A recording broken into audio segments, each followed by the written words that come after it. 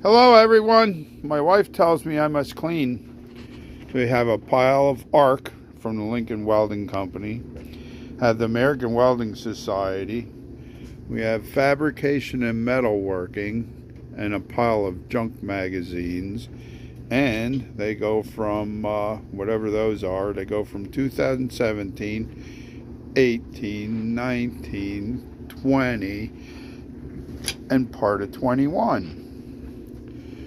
So, if you're into welding, they're chock full of information and interesting stories, educational, informative, and there's always a special section on welding of the month or something like that, and I forget.